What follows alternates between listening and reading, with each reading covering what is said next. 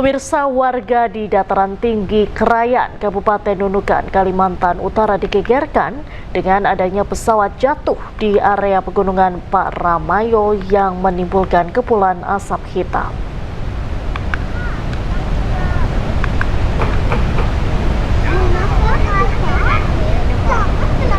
Dalam rekaman video yang beredar di media sosial, terlihat kepulan asap hitam membumbung tinggi di pegunungan Pak Ramayo, titik lokasi pesawat jatuh. Insiden ini telah dikonfirmasi oleh Kasih Humas Polres Nunukan, Ida Sunarwan, di mana pesawat yang jatuh adalah pengangkut BBM ke Krayan. Namun hingga saat ini belum ada rincian kronologis jatuhnya pesawat.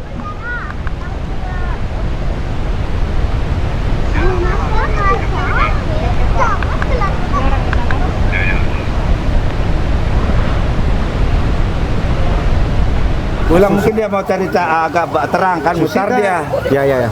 Susi ke Pertamina. Siap. Yang Susi masih mutar, kita nggak tahu. Oke. Kecelakaan beruntun antara 3 truk dan 1 motor terjadi di Jalan Raya Pacing, Kabupaten Mojokerto, Jawa Timur. Kerasnya benturan membuat 1 truk pengangkut sayur terguling dan 2 lainnya rusak parah.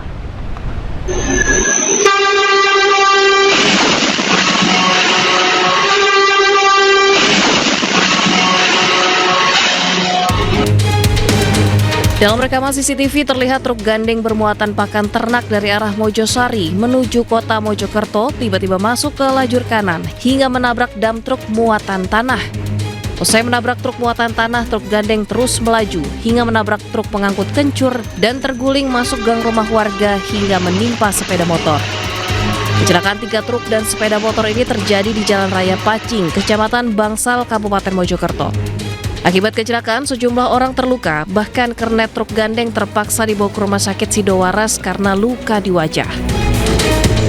Yang depan saya kan ada truk dam itu, yang jadinya itu kemungkinan ngantuk, dia pakai jalur kanan itu, terus ngantem yang dam, kena saya itu Pak. Berarti yang masuk jalur kanan ini tergandeng ini? Yang tergandeng, yang ke kanan itu tadi. Jadi kendaraan yang berwarna merah ini tergandeng dari timur menuju ke barat. Diperkirakan mengantuk karena oleng dari sebelah kiri, dia oleng ke kanan hingga menabrak dam truk hijau ini. Setelah menabrak, lalu dia terus menabrak ke truk yang ada di belakangnya, dan truk di belakangnya tersebut mengguling sehingga menimpa sebuah kendaraan roda 2. Sementara itu, unit Gakum Satuan Lalu Lintas Polres Mojokerto yang datang ke lokasi langsung melakukan olah TKP dan memeriksa sejumlah saksi mata. Dari hasil olah TKP, tidak ada korban jiwa dan masing-masing hanya mengalami luka ringan. Dari Kabupaten Mojokerto, Jawa Timur, Solahuddin Ainews melaporkan. Longsor terjadi di area operasional IMIP 9 di Morowali, Sulawesi Tengah. 1 pekerja dikabarkan meninggal dunia. PT IMIP melaporkan terjadi longsor di area operasional 9 pada Rabu siang. Sejumlah alat berat seperti ekskavator, bulldozer hingga dump truck terbawa longsor. Menurut pihak Indonesia Morowali Industrial Park atau IMIP 9, 1 operator ekskavator asal Palopo dilaporkan tewas tertimbun. Longsor yang terjadi di area pembuangan limbah diduga akibat kondisi tanah pada area bawah yang lembek. Aktivitas di area longsor dihentikan dan para pekerja dievakuasi ke tempat aman. Pihak Pembinaan Pengawasan Ketenagakerjaan Keselamatan dan Kesehatan Kerja Provinsi Sulawesi Tengah kini melakukan investigasi menyeluruh pasca insiden longsor yang terjadi.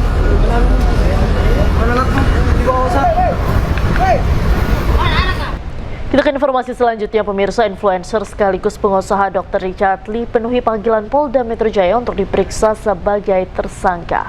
Richard Lee datang bersama kuasa hukumnya dan berjanji akan kooperatif. Dengan menggunakan kemeja putih dan masker yang menutupi wajahnya, Richard Lee sampai di Polda Metro Jaya.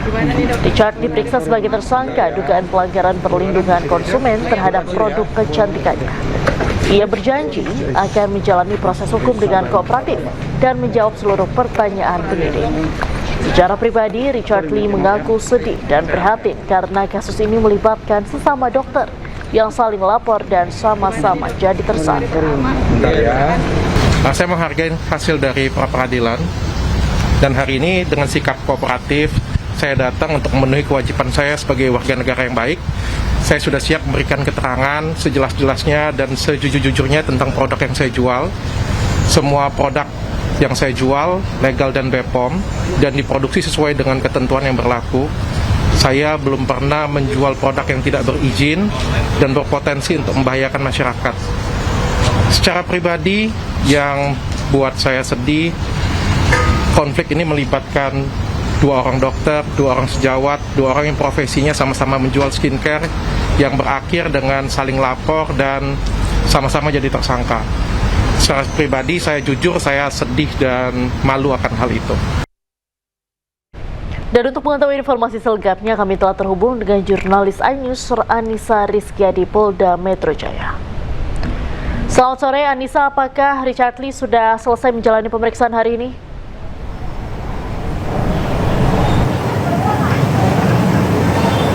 Ya, selamat sore Diandra dan juga pemirsa. Saat ini Richard Lee masih diperiksa oleh tim penyidik Polda Metro Jaya. Tadi ia tiba sekiranya pada pukul 10 pagi. Itu artinya sudah 6 jam lebih Richard Lee diperiksa oleh tim penyidik dari Dirkrimsus, yang mana dugaan pelanggaran perlindungan konsumen dan undang-undang kesehatan terkait produk miliknya. Tadi sebelum memasuki gedung Dirkrimsus ini, ia sempat menyatakan bahwa ia yakin bahwa produk yang ia jual ini adalah produk yang legal dan juga sudah memiliki izin legal dari BPOM. Dan terkait apa saja yang ditanyakan oleh tim penyidik dan berapa pertanyaan yang dicecar kepada Richard Lee, kita masih menantikan jalannya pemeriksaan pada hari ini. Kalau kita mengulas dari informasi yang kami dapatkan, saat ini kapasitasnya diperiksa sebagai tersangka dalam kasus dugaan pelanggaran perlindungan konsumen produk kecantikan miliknya, yang mana seharusnya ia diperiksa kemarin, namun kemarin masih fokus menjalani pra-peradilan di Pengadilan Negeri Jakarta Selatan, yang mana majelis hakim telah menolak pra-peradilan tersebut dan kini ia akhirnya diperiksa oleh pihak penyidik Polda Metro Jaya. Dan Richard Lee ini ditetapkan oleh Polda Metro Jaya sebagai tersangka pada tanggal 15 Desember 2025. Selain itu juga telah diterbitkan surat pencekalan selama 20 hari terhadap Richard Lee dari 10 Februari 2026 hingga 1 Maret 2026. Untuk saat ini kita masih menantikan proses pemeriksaan oleh tim penyidik Polda Metro Jaya terhadap Richard Lee. Untuk sementara saya kembalikan kepada Diandra yang ada di studio. Baik, terima kasih Anissa atas laporan Anda langsung dari Polda Metro Jaya. Selamat sore, selamat kembali bertugas. Pemirsa, sidang lanjutan kasus dugaan peredaran narkotika yang menjerat aktor Ahmad Zhoni kembali digelar. Kali ini jaksa penuntut umum menghadirkan 2 orang saksi verbalisan.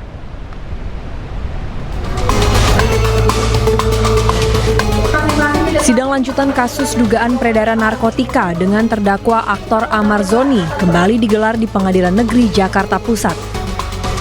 Dalam agenda pemeriksaan saksi verbalisan, jaksa penuntut umum menghadirkan 2 orang saksi, yakni pelaksana harian Kepala Kesatuan Pengamanan Rutan serta pendamping keamanan.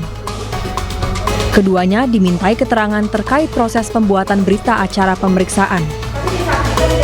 Kuasa hukum Ahmad Zhoni menilai kehadiran 2 saksi tersebut tidak sesuai dengan berkas BAP. Kan kita udah menolak saksi ini karena kan nggak ada di BAP, di berkas nggak ada, ya kan?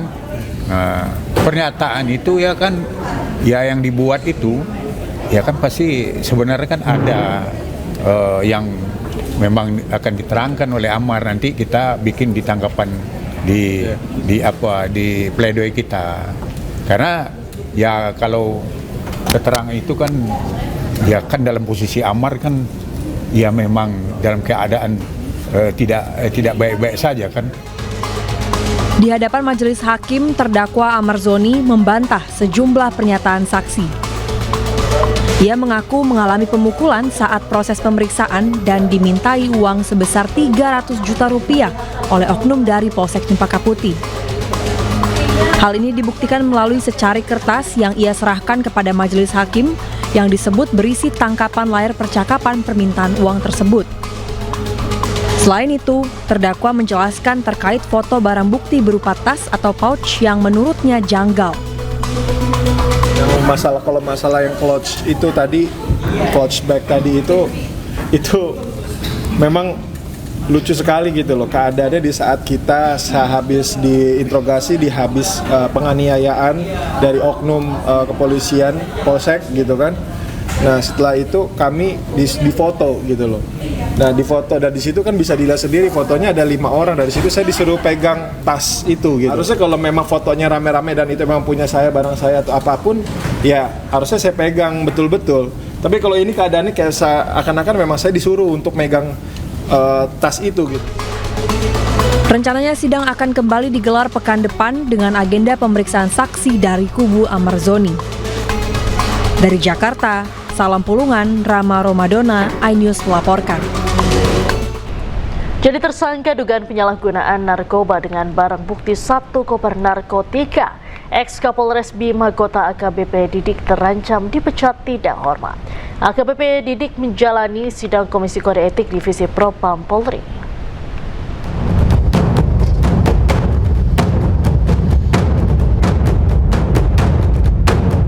Dikawal ketat, ex-Kapolres Bima Kota AKBP Didik tertunduk sebelum masuk ke ruang sidang etik Propam Polri Mabes Polri Jakarta Selatan Kamis pagi.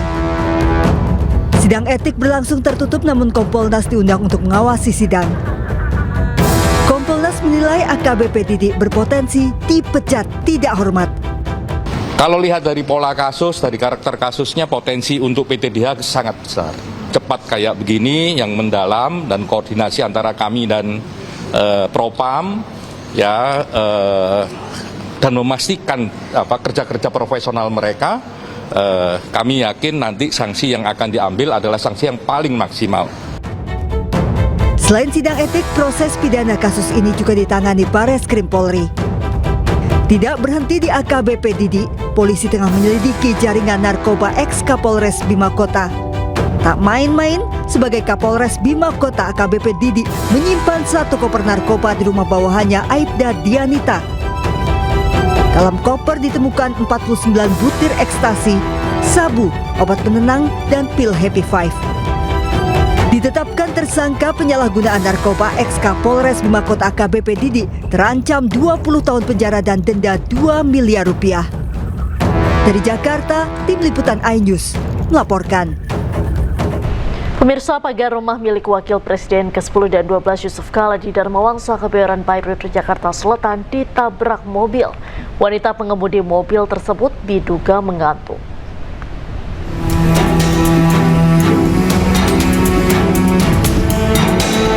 Rumah milik Wakil Presiden ke-10 dan 12 Yusuf Kala di kawasan Dharma Wangsa, Kebayoran Baru, Jakarta Selatan ditabrak mobil.